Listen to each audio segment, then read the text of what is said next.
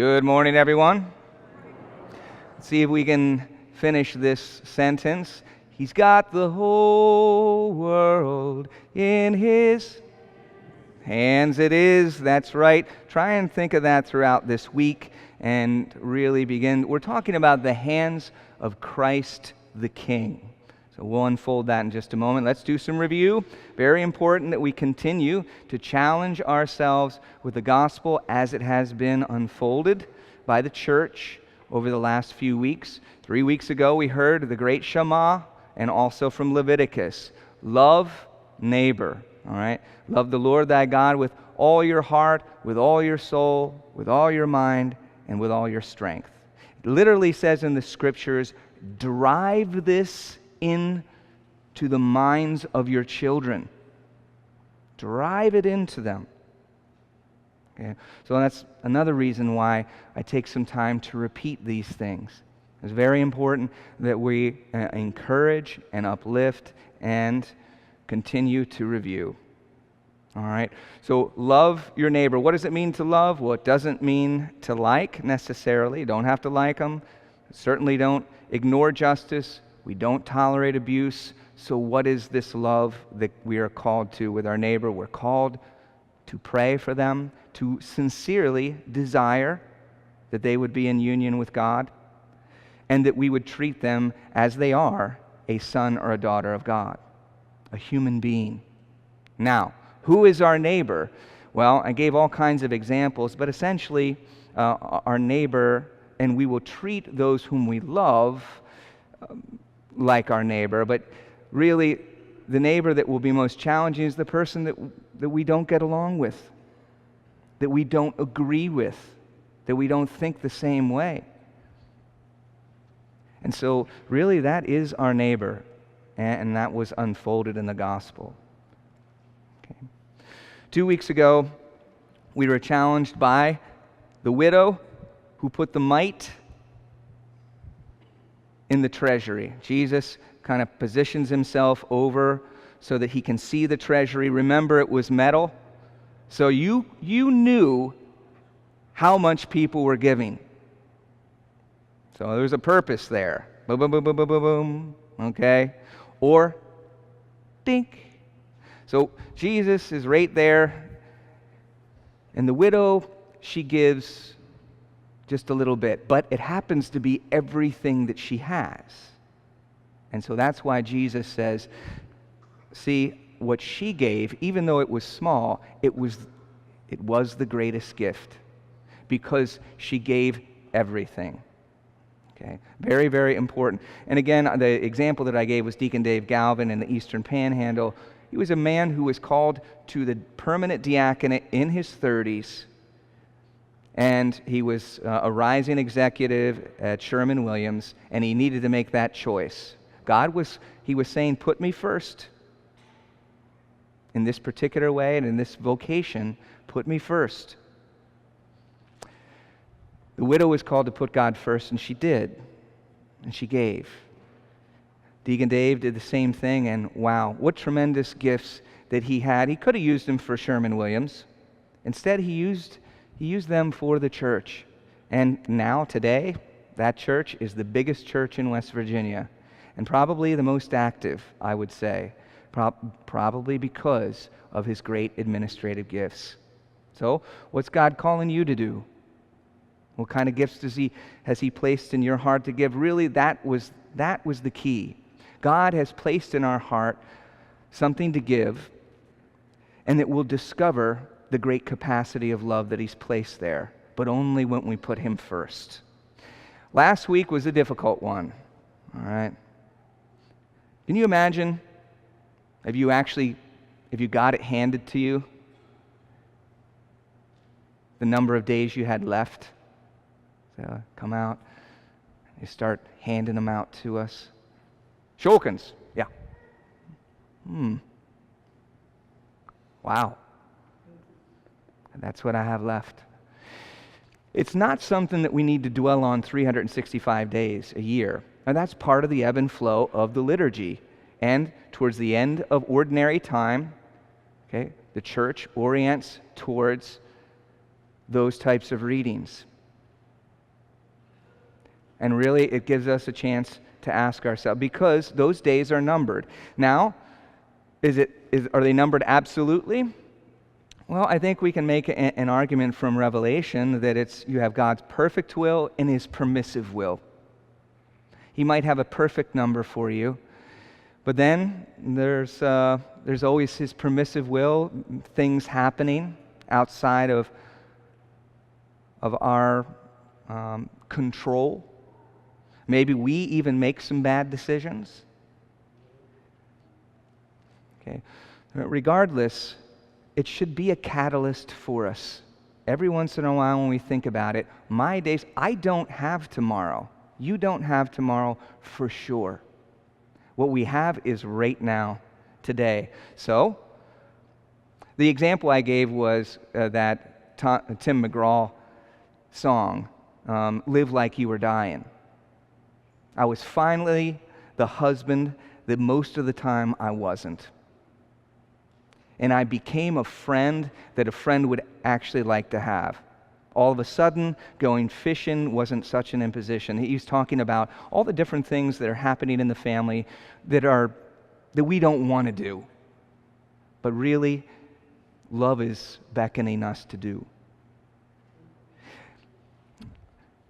I finally read the good book, and I took a good, long, hard look at what I'd do if I could do it all again.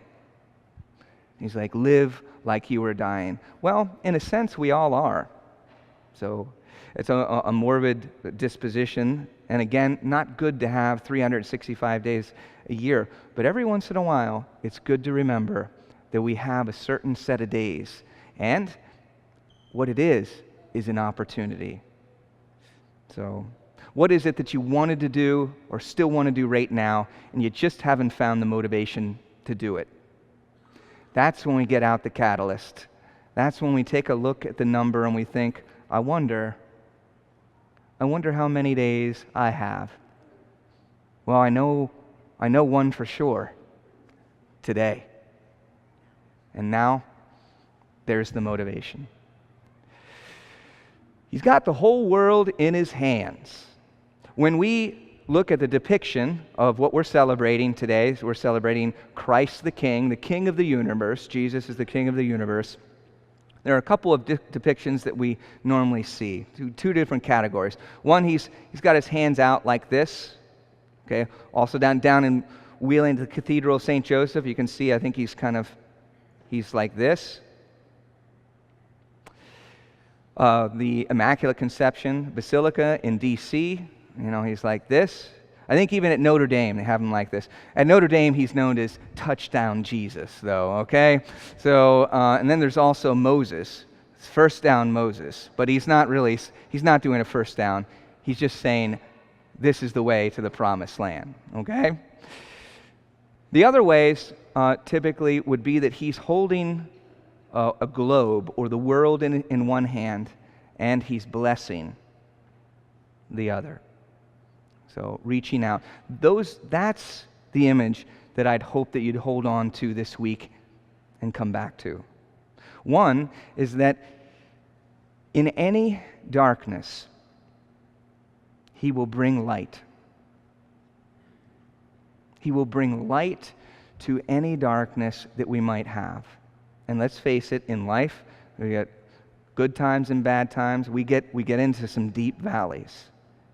There is no darkness to where He cannot bring light. What's going on in your heart, in your mind? He has the whole world, you and me, in His hands. He actually came into the world. He took flesh just like you and me. He suffered just like you and me in every temptation. So there can never be a point of where just God does not know how I feel. Actually, He does. And in fact, He was wrongly accused. He was scourged. He carried a cross that was mine and yours. He was crucified. He died. And then He rose victorious. So I say even this, in every death, He will bring life. In this world and the next. So he has the whole world in his hands. And sometimes we feel like our whole world is crumbling. And it's then that we have to remember Christ the King. For he holds my world and your world in his hands. Now the other experience is that he's blessing, he's reaching out into our life. I bet if I asked individually, every single person here, is Jesus Christ your sovereign King? Everyone would say, yes, Jesus is my King. Is he the King of every part of your heart? Yeah? Well, no, I mean, really every single part. Well, I guess in honesty, no. And that's part of our human existence as well, is that we're all on a journey trying to really bring our hearts and our minds to Christ. And people do struggle. They struggle to yield their will. And when I'm talking about people, I'm talking about myself and all of you. We all struggle in that in some regard. What is it, what part of your life, my life, have we not yielded to the kingship of Jesus Christ?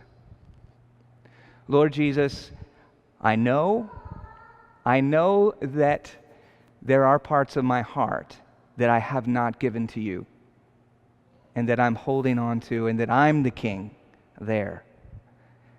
And I admit it now, and I ask that you would help me. That can be our prayer. Remembering those challenges and difficulties, we simply turn to the King, and we admit of those instances and those particular places in our heart where we reign instead of him. And it's part of the human condition. We know that we should remember that he is reaching out to us, not to shame us, not to say, well, I'm sorry that you haven't gotten this far. You know you should have. But he is reaching out into our heart to lift us and to encourage us. And so on Christ the King, we have hope because he holds our lives and the entire world in his hand. That there is no light, there is no darkness that he cannot penetrate. And there is no death where he cannot bring life. And indeed, he reaches into each one of us. So we have hope, and we have that encouragement, the encouragement to change.